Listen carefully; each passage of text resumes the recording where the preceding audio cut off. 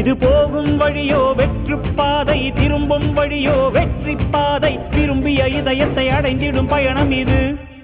கடல் தாண்டும் பறவைக்கெல்லாம் வழியில் மரங்கள் கிடையாது.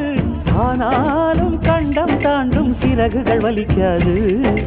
மலையேறும் எறும்பின் கால்கள் வெயிலை மிதித்து உடையாது. மனதோடு காதல் வந்தால் மனிதா தடையேது.